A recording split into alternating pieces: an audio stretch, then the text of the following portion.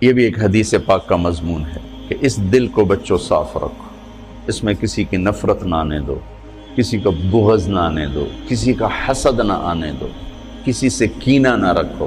بغض اور شحن، بغض ہے صرف نفرت، اور شحن کینہ کہ نفرت کے ساتھ نقصان پہنچانے کا بھی چکر ہو کہ کسی طرح اس کی ٹانگ کھینچو، کسی طرح اس کی ٹانگ کھینچو۔ تو دل کو صاف رکھو اور ہر معاملہ کرنے والے کی تعویل کرو، تعویل کرو۔ میرے چھوٹی عمر میں مجھے شہرت مل گئی، ایک دم مل گئی ایسے کر کے۔ تو جہاں محبت کرنے والے ہوتے ہیں پھر وہیں انسانی فطرت ہے، حسد بھی آتا ہے، نفرت بھی آتی ہے، بہت کچھ آ جاتا ہے کہ یہ کیوں، یہ کیوں۔ تو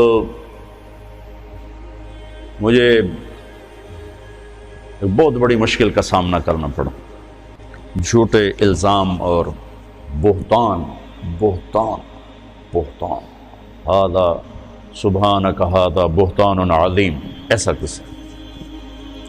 تو میری پیشی ہو گئی مولانا جمشید صاحب کے پاس، تو فرمانے لگے تو کیا سوچتا ہے کہ انہوں نے یہ کیوں کیا ہے؟ تو میں نے کہا جی حسد ہے اور کیا ہے۔ اللہ ان کی قبر روشن فرمائے۔ واللہ اس کے سوا کچھ نہیں تھا، لیکن اور میرے استاد کو بھی پتہ ہے کہ اس کے سوا کچھ نہیں۔ کہا نہیں بیٹے یہ مت کہو کہ حسد، یہ کہو کہ تیری اصلاح کے لیے انہوں نے یہ کیا۔ میں نے کہا اچھا استاد جی آپ فرماتے ہیں تو میں تسلیم کرتا ہوں، میری اصلاح کے لیے کیا ہے۔ یہ انہوں نے مجھے پہلی ضرب لگائی تھی منفی خیالات کو توڑنے کی اور مثبت سوچ سوچنے۔ تو اس دل کو سب کی نفرت سے صاف کرو، سب کے بغض سے، سب کے حسد۔ پہلے حدیث بھی سن لو، یا بنی انس ان استطعت یا ان قدرت ان تصبح وتنسی ولیس فی قلبک غش لأحد فافعل، ثم قال یا بنی وذلک من سنتی ومن احب سنتی فقد احبنی ومن احبنی کان معی فی الجنت او کما قال۔ ان قدرتا ان تصبح وتنسی، ان قدرتا میں اشارہ ہے کہ کام مشکل ہے، جان لگے گی، پسینے آئیں گے۔ تصبح وتنسی میں اشارہ ہے کہ موت تک کرنا پڑے گا، ایک دن کا نہیں ہے۔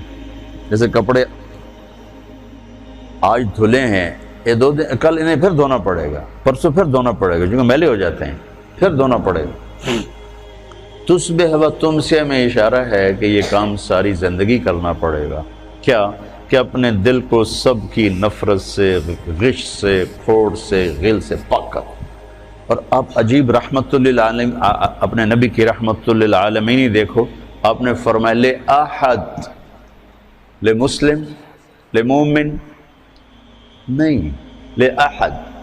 لے احد میں ساری دنیا آ گئی نا، اگر مسلم بھی آگے کہ نہیں آگے، ٹھیک کہ تیرے دل میں کسی کے لیے کھوٹ نہ، صاف کر دو۔ تو میں آپ دوسری گزارش آپ بچوں سے یہ کروں گا کہ اپنے دل کو صاف رکھنے کی محنت کرو۔ ہم پوری دنیا کے لیے اللہ کا پیغام لے کر چلنے والے ہیں، اور جو اللہ کا پیغام لے کر چلتا ہے اس کا سینے میں انسانیت کی ہمدردی ہوتی، محبت ہوتی، ان کے گناہ سے نفرت ہوتی ہے، ان کی ذات سے محبت۔ جبھی تو نبی روتا ہے، ورنہ کیوں روئے؟ کیوں روتے ہیں؟ روتے روتے کیوں؟ فلا تذهب نفسك علیہم حسرات کا کیا مطلب؟ تو دوسری بات یہ کہتا ہوں بچوں کہ اپنے سینے کو نفرت سے صاف کرو، مسلم بن کے رہو۔ علماء دیوبند نے جو تعبیر دین پیش کی ہم اس کو راجع سمجھتے ہیں اور اس کو اپنانے کی کوشش کرتے ہیں، لیکن ہم باقی سب کی تعظیم کرتے ہیں، اکرام کرتے ہیں، عزت دیتے ہیں، اللہ کی رحمت کو وسیع سمجھتے ہیں۔ اور اگر ہمارے نزدیک کوئی بالکل غلط ہے تو ہم اس کے لیے سینہ کشادہ کر کے اس سے محبت کرتے ہیں، اس کو پیار دیتے ہیں، تاکہ اللہ کرے وہ صحیح راستے پر آ جائے۔ ایک جنازے میں ہم شریک تھے، بہت بڑے مالدار آدمی، کروڑوں اربوں پتی، ان کی بہن کا انتقال۔ تو ایک مولانا صاحب جنازے کے لیے آئے پڑھانے، اب وہ بتا رہے ہیں کہ بھئی نماز جنازہ کیسے ہوتی ہے۔ اور سارے کروڑوں پتی لوگ کھڑے ہوئے ہیں چونکہ اتنا بڑا آدمی تھا۔ نماز جنازہ میں 4 تکبیریں ہوتی ہیں۔ پہلی تکبیر کے بعد ثنا پڑھی جاتی ہے، دوسری تکبیر کے بعد درود شریف پڑھا جاتا ہے، تیسری تکبیر کے بعد دعا پڑھی جاتی، اور جن کم بختوں کو دعا نہیں آتی وہ توبہ کریں۔ دوبارہ سنو، چوتھی تکبیر کے بعد سلام پھیرتے ہیں، پہلی تکبیر کے بعد ثنا ہے، دوسری کے بعد درود ہے، تیسری کے بعد دعا ہے، اور جن بدبختوں کو دعا نہیں آتی وہ توبہ کرتے ہیں، اور چوتھی کے بعد سلام۔ آگے سارے وہ کھڑے تھے جن کو دعا نہیں آتی،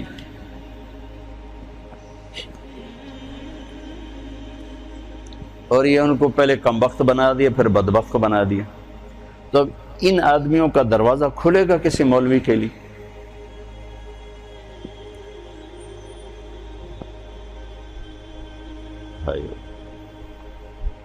ایک دکاندار جتنے اخلاقی بنا لو، جو دیکھ کے مسکراتا ہے، جی چائے پیش کریے کہ ٹھنڈا پیش کریے، حالانکہ اس نے آپ ہی کی جیب سے وہ پیسے نکالنے ہیں۔ پروگرام سے وہ جلدی نال جا کے پیپسی لے کے آ، اور آپ اس سے متاثر ہو کر 100 کی چیز 200 میں خرید کے جاتے ہو، اور آپ لوگوں کو جنت پیش کر رہے ہو اور ساتھ ان کو لعنت بھی بھیج رہے ہو، تو آپ سے بڑا بے وقوف کون ہوگا؟ ایک دکاندار جتنے اخلاق تو سیکھو۔ یہی کچھ بریلوی ہمیں کافر کہہ کے مسجدوں سے نکال رہے ہیں، مسجدیں دھو رہے ہیں، گالیاں نکال رہے ہیں، تو آگے تمہارے خطیب بھی یہی کر رہے ہوں، تو تم نے حق و باطل میں کیا فرق رکھا ہے، صحیح اور خطا میں کیا فرق رکھا ہے؟ ادھر بھی گالی ادھر بھی گالی، سننے والا کیا کہے گا؟ دو میں ہی ہو جائیں۔ لہذا اپنے سینے کو نفرتوں سے دھو کے چلو، پاک کر کے چلو۔ وَلَيْسَ فِي قَلْبِكَ غِشٌّ لِأَحَدٍ فَافْعَلْ۔ اس پر آپ اور اللہ کے نبی جنت میں ایسے ہو جاؤ، اکٹھے ہو جاؤ۔ تو یہ 2 باتیں ہیں، آپس میں بھی نفرت نہ کرو۔ یہ تھوڑا سا میں نے تفصیل سے کہہ دیا چونکہ آپ کا سفر شروع ہونے لگا ہے، کچھ بچے باہر سے آئے ہیں، اور پہلے تو یہ مذاکرے میں بہت کرتا تھا، ٹائم ہوتا تھا، اب مجھے ٹائم نہیں ملتا۔ پچھلے یہ جو دورے کی جماعت اب سال لگا رہی، شاید پورے سال میں 10 دن میں نے ان کو سبق پڑھایا ہوگا۔ پڑھانا تو میں کوئی نہیں ہوں، میں تو ایسی باتیں ہی کرتا ہوں، پڑھانا تو شیخ رمضی کا کام ہے، شیخ زبیر کا کام، یہ پرانے استاد ہیں، یہ پڑھانے والے ہیں، میرے جیسے تو خالی باتونی لوگ۔ لیکن وہ میری باتیں ہوتی تھیں یہی زندگی سے متعلق، تو فائدہ ہوتا تھا مجھے بھی سننے والوں کو۔ اب وہ بھی نہیں، اب نیا سال شروع ہو رہا ہے، کچھ بچے پہلی دفعہ آ رہے ہیں، کچھ پہلے سے یہاں ہیں، تو میں چاہتا ہوں آپ یہ سفر اس طرح شروع کرو کہ آپ کی زبان محبت کا بول بولے، آپ کے دل کے تاروں پر محبت کے نغمے چھڑیں، نہ نفرت، نہ حسد، نہ بغض، نہ غل، نہ غش، ان میں سے کوئی چیز آپ کے قریب نہ ہو، تاکہ آپ پوری امت کے لیے ایک پیغام محبت بن کے چلو۔ اس کی سارے بچے نیت کرتے ہو نا؟ ہاں، سارے اس کی نیت کر کے چلو۔ جس کو آپ غلط سمجھتے ہو سمجھو، آپ کے پاس دلائل ہیں، سمجھو، لیکن اس کا مطلب نفرت تو نہیں، سم نفرت نہیں۔ میں 3 چلے لگا رہا تھا، 3 چلے، تو ایک گاؤں میں ہم گئے تو ایک مولانا صاحب نے اتنی گالیاں نکالی، ماں بہن کی گالیاں، ماں بہن کی گالیاں، کھڑے ہو کر مسجد میں، اور بستر اٹھا کے ہمارے باہر پھینک دیا اور گاؤں اکٹھا کر لیا۔ تو اب میں چونکہ نیا کالج سے آیا تھا، اب میرا دماغ خود فیصلہ کر رہا ہے کہ یہ مولانا صاحب یہ کہہ رہے ہیں کہ ہم عاشق رسول ہیں، اور یہ ماں بہن کی گالیاں نکالتا جا رہا ہے۔ ماں بہن کی گالی نکالنا تو انسانیت کے ماتھے پر داغ ہے، چیز ہے کہ علم اور قرآن اور حدیث اور عشق رسول، اور یہ جن کو گالیاں نکال رہے ہیں ان کو کہہ رہے ہیں گستاخ رسول ہیں، یہ بولتے نہیں اور دعائیں دے رہے ہیں، دعائیں دے رہے ہیں۔ ہمارا امیر کہہ رہا تھا بھائی دعا کرو، بھائی اللہ ان کے دل بدل دے، دعا کرو۔ تو مجھے کسی دلیل کو سمجھنے کی ضرورت نہیں پڑی، حالانکہ میں بالکل نیا تھا، میرا رائمنڈ سے پہلا سفر تھا، پہلا۔ تو اس واقعے نے میرے اندر ترجیحات خود قائم کر دیں کہ یہ گالیاں دینے والا غلط آدمی، یہ صحیح نہیں ہو سکتا، اور یہ جو صبر کر رہے ہیں یہ صحیح آدمی۔